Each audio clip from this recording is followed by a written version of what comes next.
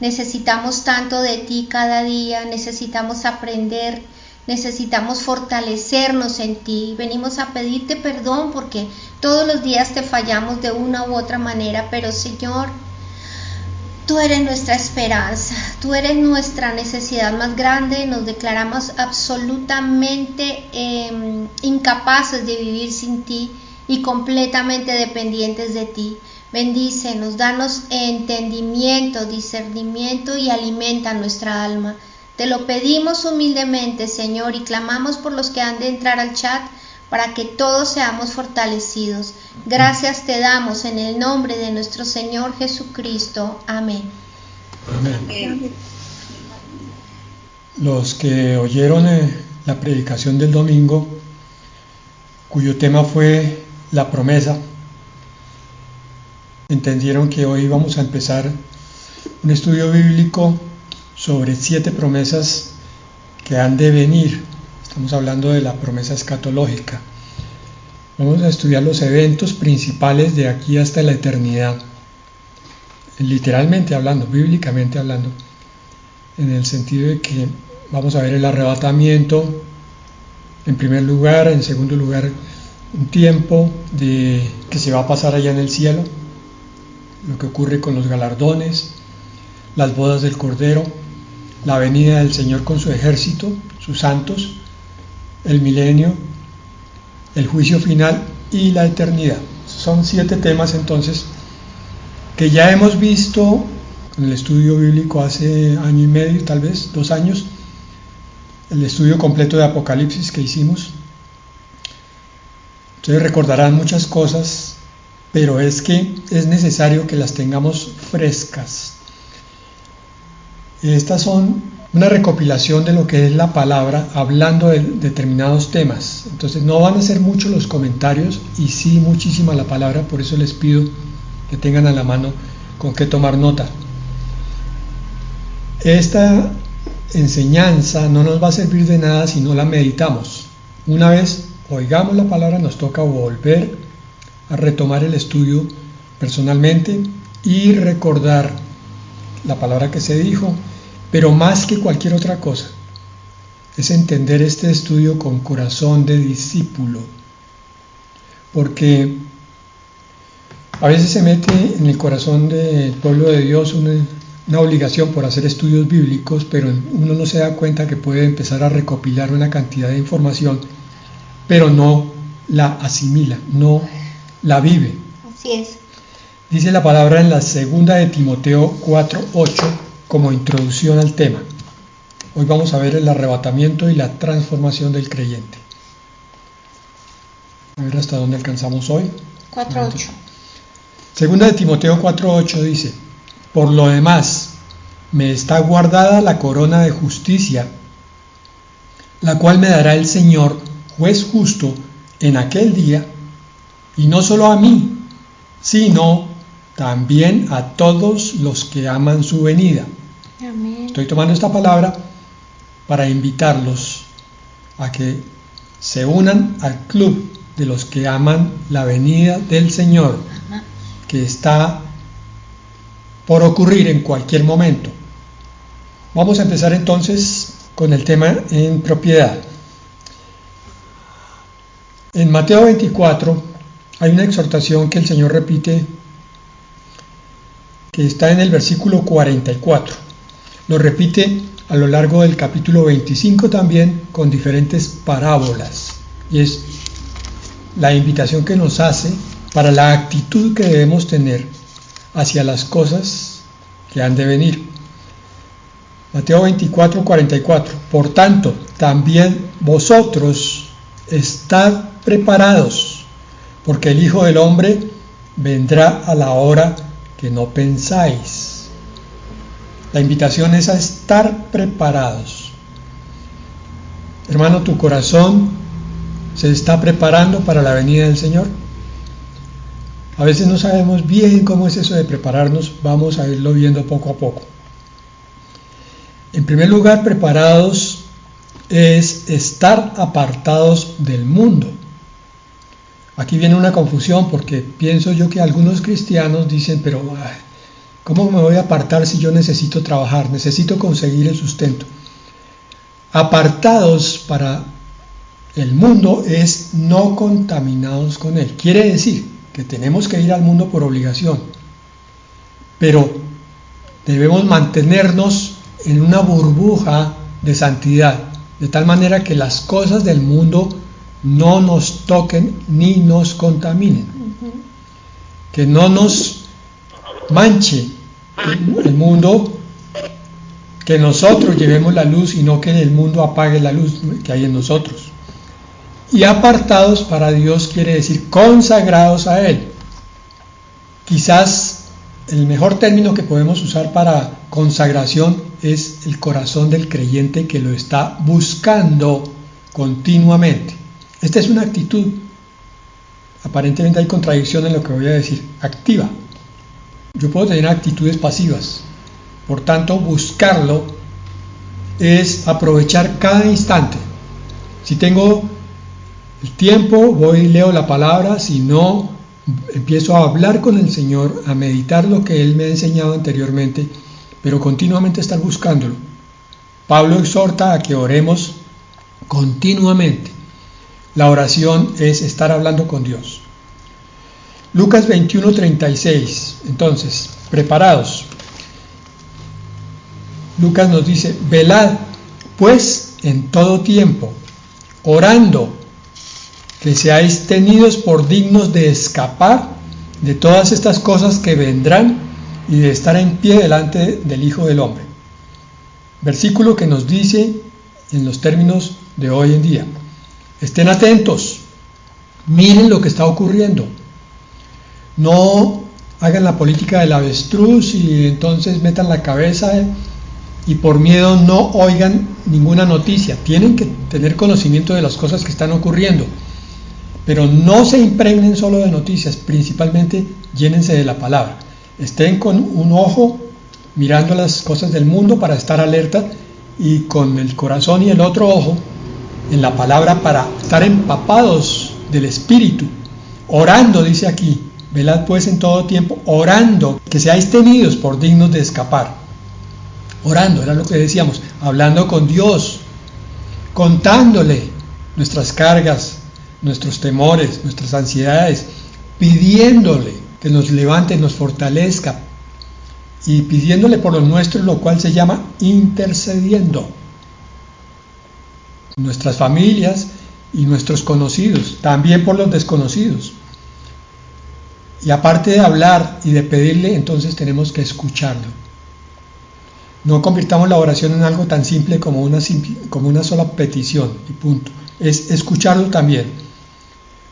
Orando, decía Lucas 21:36, para escapar, ¿cierto? Porque en el corazón del verdadero, el anhelante de su venida, ese corazón está amando la patria celestial y por tanto está desprendido de este mundo. Un cristiano que esté con demasiados intereses en el mundo es un cristiano que va a estar apagado espiritualmente. Por más de que se diga yo soy de Cristo, yo leo la palabra. El mundo es un ancla y es un lastre que hay que soltar, aunque vivamos allí. Seáis tenidos por dignos de escapar. Imagínense esa expresión del Señor Jesucristo. Quiere recordarnos esa palabra que es muy fácil que nos contaminemos y nos dejemos influenciar y dormir por el mundo. Y termina diciendo de estar de pie delante del Hijo del Hombre, esforzados, valientes, pacientes y fieles. Eso es estar de pie, esperando la venida. Mateo 24:37. Mas como en los días de Noé, así será la venida del Hijo del Hombre. Hermano, entiende los días, entiende las cosas que están pasando. La epidemia, la vacuna, lo de Afganistán que está ocurriendo ahora, las cosas que ocurren en Rusia, los terremotos, los incendios, todo tiene que ser mirado con el entendimiento espiritual. Cuando tú estás mirando eso y conoces la palabra, entonces tu espíritu se aviva porque dices, amén Señor, tú ya vienes. Entonces yo levanto, como dice tu palabra, mi cabeza erguida. La redención ya está aquí. En cambio, en los días de Noé, dice la palabra que estaban comiendo y bebiendo. Todos, la mayoría de ese tiempo, excepto los 8 que iban a ser salvados, estaban anclados a los placeres y a las necesidades del cuerpo. Eran más importantes las demandas físicas y corporales que las espirituales. Y está ocurriendo otra vez, hermanos. Vayan, lleven la palabra y van a descubrir que a la mayoría no le interesa conocer de Dios. Están buscando solamente las cosas de este mundo. En los tiempos de Noé también estaban casándose y dándose en casamiento.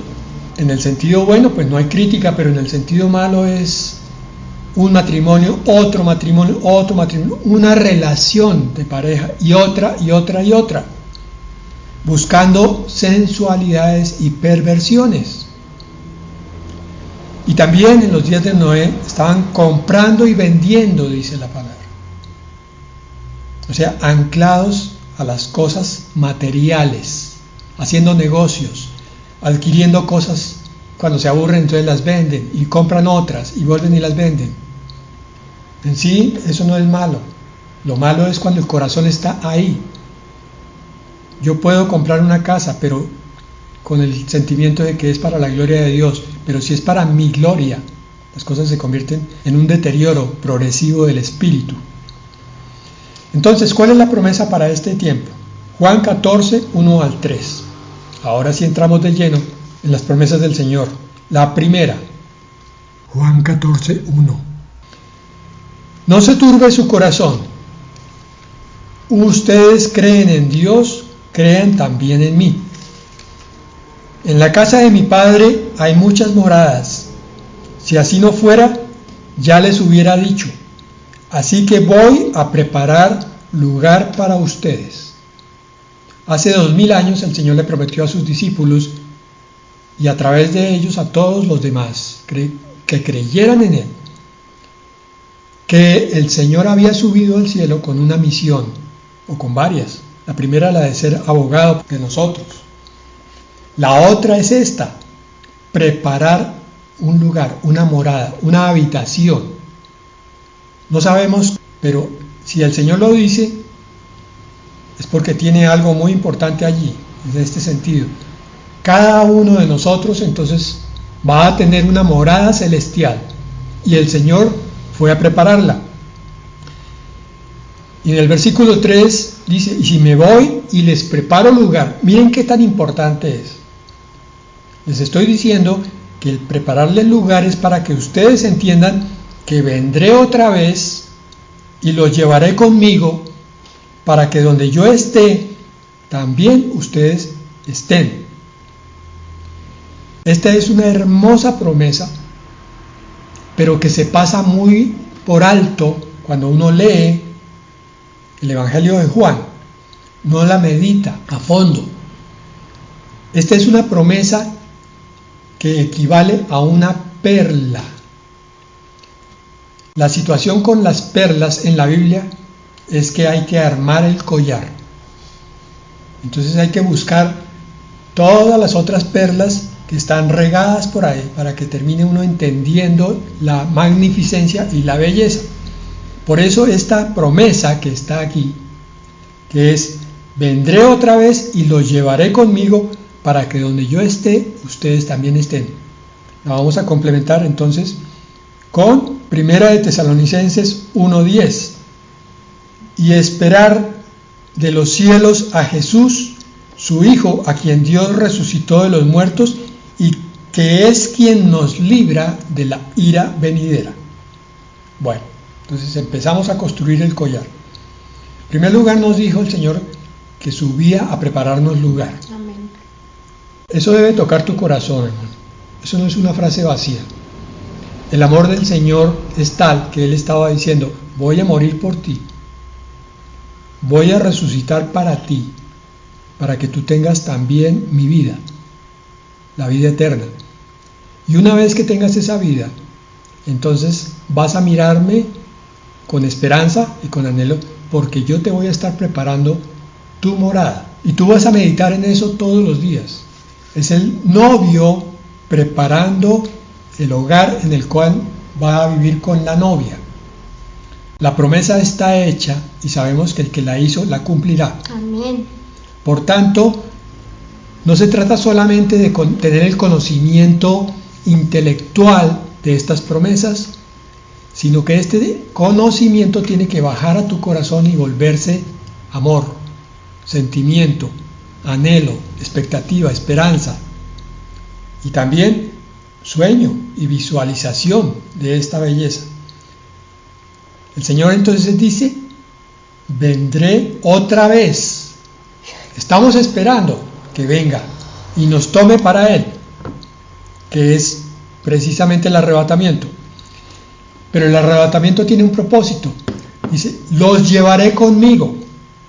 Juan 14, 1, 3. Los llevaré conmigo, para que donde yo esté, ustedes también estén. Porque ustedes son mi esposa, mi prometida. Y el esposo va a vivir con la esposa.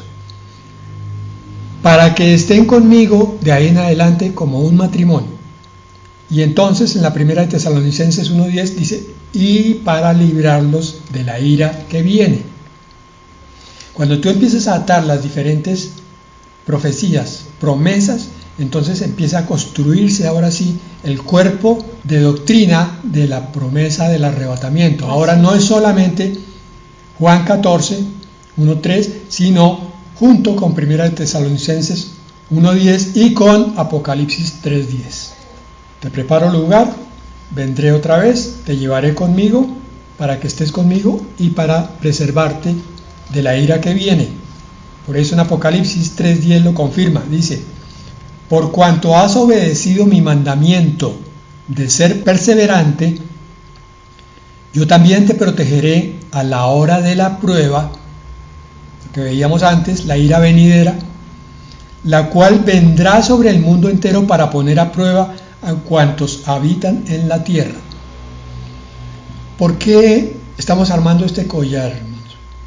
Porque por experiencia propia yo he leído varias veces estos pasajes, pero como los he leído en forma aislada, no entran en forma completa para ampliar el panorama y construir toda la verdad alrededor del arrebatamiento.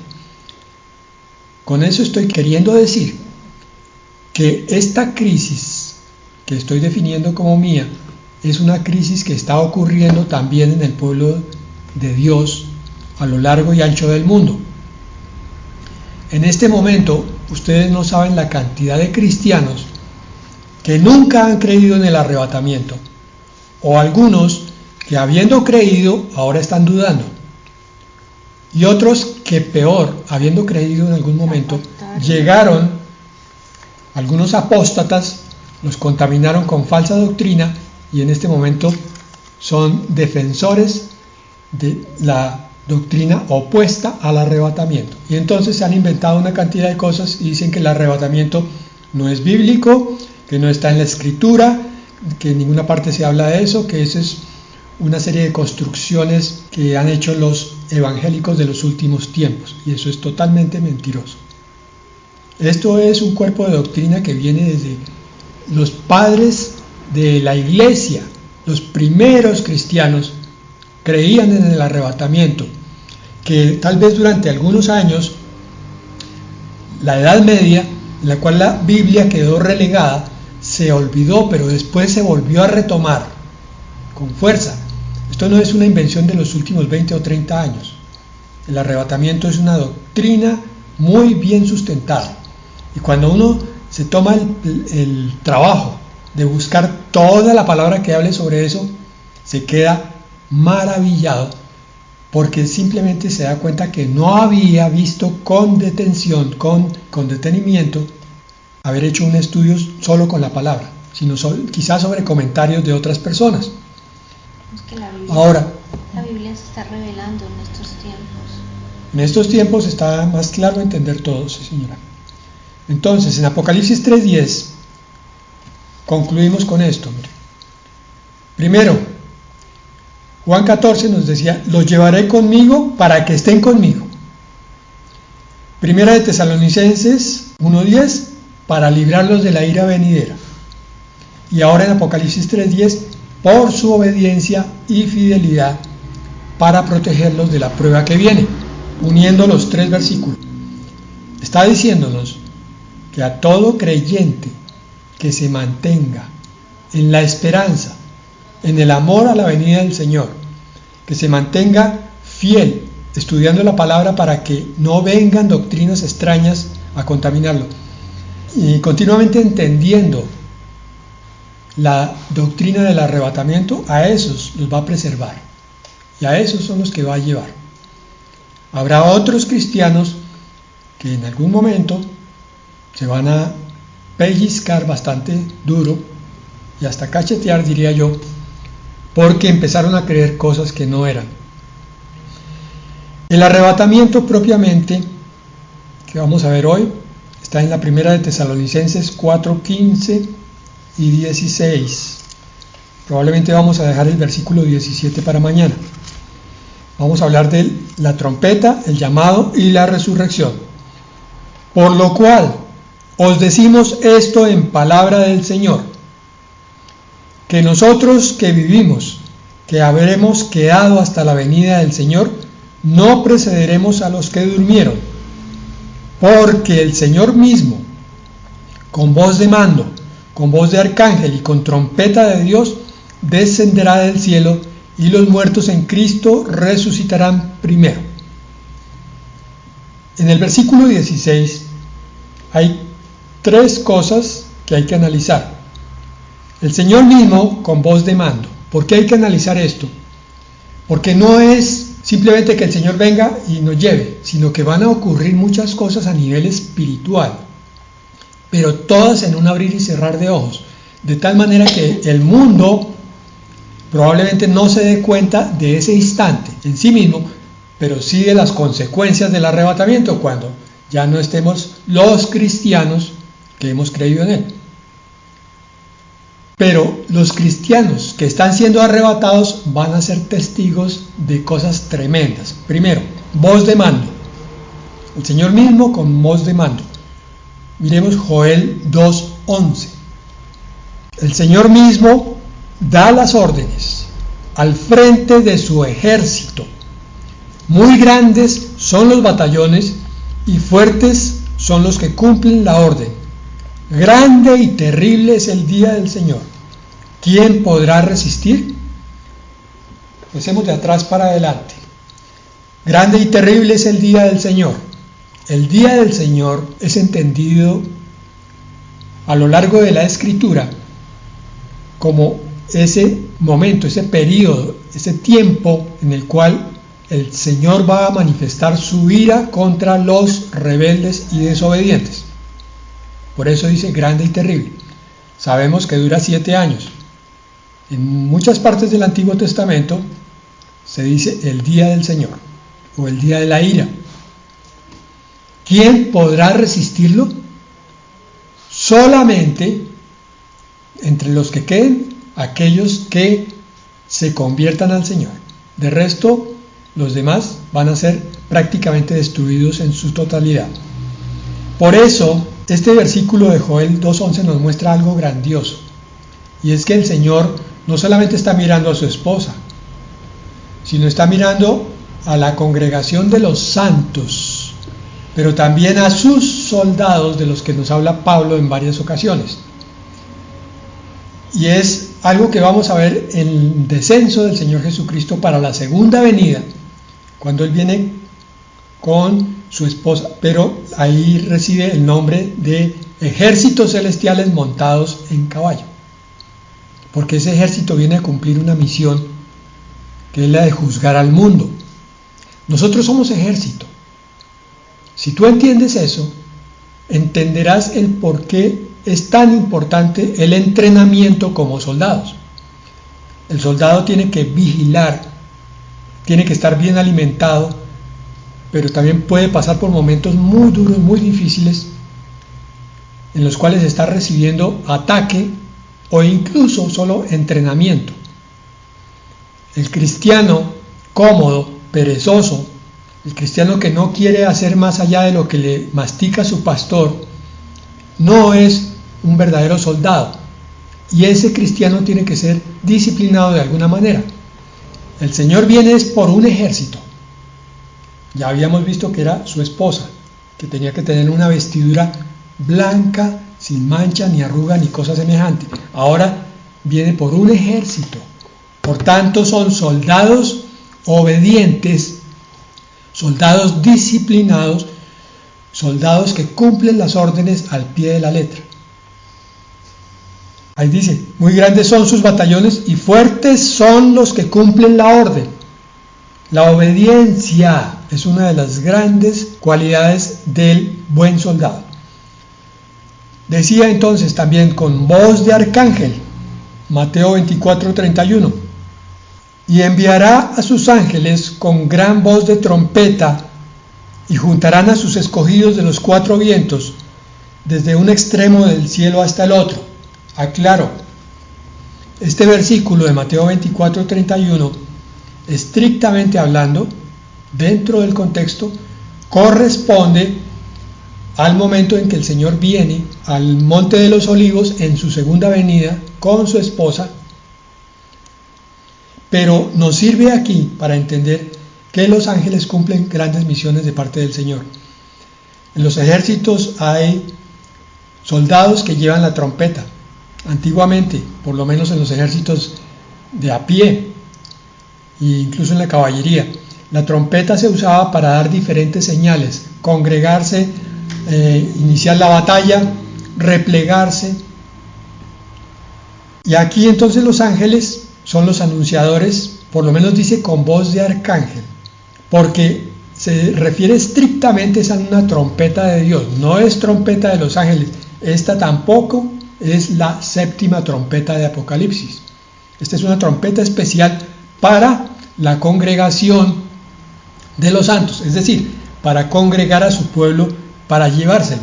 Es lo mismo que hacía el Señor cuando los heraldos usaban la trompeta o el cuerno en Israel, de forma tal que entonces las diferentes tribus recogían sus pertenencias, desarmaban las tiendas y estaban listos para iniciar la marcha a la voz de trompeta. En ese sentido es que suena aquí una trompeta, la que dice ahí, con trompeta de Dios, Zacarías 9:14. Entonces se verá cómo el Señor los cubre y cómo su dardo sale como un relámpago, y el Señor tocará la trompeta mientras avanza entre los torbellinos del sur. Tanto la voz de los ángeles como el sonido de la trompeta, todo el mundo está de acuerdo en que serán audibles solamente para los escogidos de Dios que están siendo arrebatados. Amén. En ese momento. Hago esa aclaración para que tú te metas dentro de la historia, no solo con tu mente, sino con tu corazón, y te imagines todo esto que está pasando en una fracción de segundo. Tú empiezas a ver que se está juntando una multitud. Ya vamos a ver que primero los resucitados y después los que estén vivos al momento del arrebatamiento se van juntando como un ejército. Tú, que estabas en tu casa, de pronto empiezas a ver esto. Yo no creo que te quedes congelado, sino que tu corazón va a empezar a latir rápidamente. Muy probablemente la piel se te ponga de gallina, se te erice. Es probable que empieces a temblar de gozo, porque estás viendo algo que te ha sido predicado por muchísimos años, pero que finalmente está ocurriendo. Ante tus propios ojos, tú estás siendo llamado a ese ejército a través de esa voz de trompeta y a través de la voz de Dios. Miren lo que pasa en Éxodo 19, del 16 al 19. Al tercer día por la mañana hubo truenos y relámpagos. Aquí está el pueblo congregado porque el Señor va a dar la ley en el monte Sinaí. Y una espesa nube se posó sobre el monte y hubo un fuerte sonido de bocina o de trompeta. La voz de Dios. Y todo el pueblo que estaba en el campamento se estremeció.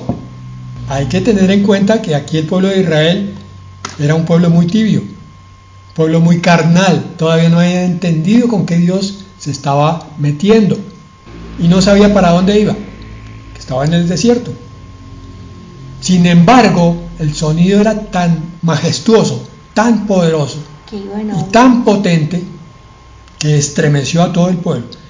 Entonces Moisés sacó al pueblo del campamento para recibir a Dios y se detuvieron al pie del monte. Es la misma trompeta que va a sonar. Aquí eran entre 2 y 5 millones de varones. ¿Cuántos millones de cristianos se van a congregar en ese día? Versículo 19, el sonido de la bocina iba en aumento y Moisés hablaba y Dios le respondía con voz de trueno. Esto es algo que solamente cuando uno lo medita, lo repite en su lectura varias veces y se mete con todo el corazón en esta palabra, es que empieza a entender la grandeza de nuestro Dios y de lo que nos tiene reservados. Amén. Debemos tratar de visualizar este increíble momento y todo lo que esté pasando por la cabeza y por el corazón de esa cantidad de gente, de hijos de Dios, todos conmocionados porque están viendo el evento más grandioso de la historia de sus vidas.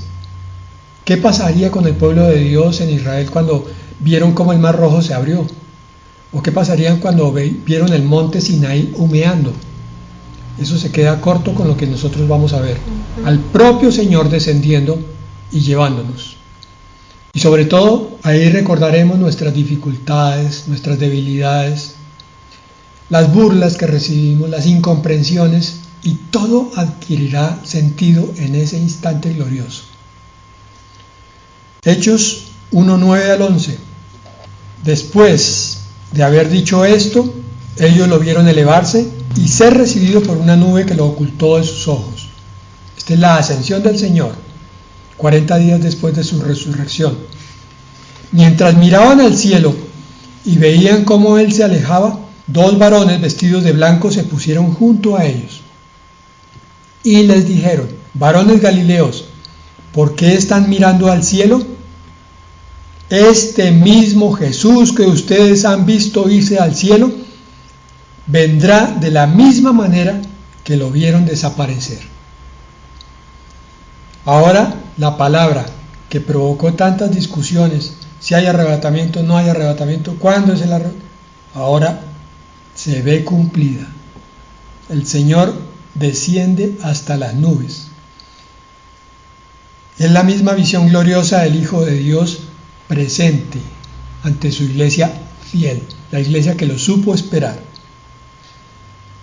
Obviamente, primero, antes del ascenso y lo que vamos a ver mañana, está la resurrección de los muertos en Cristo. Juan 5:25, y con eso terminamos. De cierto les digo, la hora viene y ya llegó, cuando los muertos oirán la voz del Hijo de Dios, y los que la oigan vivirán. Esto pasó cuando tú te convertiste. Tú estabas muerto en tus delitos y pecados, dice la palabra. Pero el Señor te habló a través de una predicación, a través de un familiar que te compartió el Señor, a través de la Escritura. El Señor te habló y tú creíste la voz del Hijo de Dios. Y mira lo que pasó. Se convirtió tu vida a una búsqueda insaciable de Dios. ¿Qué no ocurrirá cuando Él con su voz levante a los muertos de las tumbas y le diga a los que estén vivos: suban acá? Espero que hayas puesto todo tu corazón en esta palabra y que la sigas poniendo mañana que continuamos. Vamos a orar. Bendito Señor, te damos muchas gracias por recordarnos estas promesas, Señor, y si tú lo afirmas, tú cumplirás, porque tú no eres un Dios que mienta, ni hijo de hombre que se arrepienta. Todos los días vemos todo lo que está sucediendo, cómo la palabra se va cumpliendo con puntos y comas, literalmente. Y cómo, Señor, cuando entendemos esto, pones en nuestro corazón el deseo de ya estar contigo, de ya no estar más en este mundo que cada día está peor. Y cómo pones a través de tu espíritu, por eso dice tu palabra al final de Apocalipsis, el espíritu y la iglesia dicen: ven, Señor Jesús. El Espíritu Santo está clamando y nosotros también. Amén, y la tierra gime, Señor. Todos necesitamos que tú vengas ya. Prepáranos, límpianos, purifícanos y sobre todo, haznos entender los tiempos que estamos viviendo. Sí, necesitamos trabajar, necesitamos hacer las cosas que tenemos que hacer, pero que absolutamente nada de lo que hagamos nos quite la prioridad que eres tú. Tú eres la preeminencia en todo, Señor. Ayúdanos a estar contigo, a salir contigo, a hablar contigo todo el tiempo. Danos esa conciencia, ese entendimiento de que no estamos solos. Tú vives en nosotros y tu Santo Espíritu nos habla. Tú nos has dicho de esto en estos últimos tiempos muchísimo. Danos esa conciencia y te damos gracias, Señor. Gracias. Te pedimos por las personas que están sufriendo, que se han quedado sin nada, que están en esas angustias de los derrumbes, de los terremotos, de las inundaciones, de los incendios, que han tenido que evacuar sus hogares, que se han quedado sin nada, Señor. Gracias por protegernos, por guardarnos y fortalécenos en el día de la prueba y ven, Señor Jesús. Gracias, Padre Santo. Amén. Amén. Cada vez son más los pastores en las redes que están predicando que el Señor ya viene. Amén. Estemos listos y velando.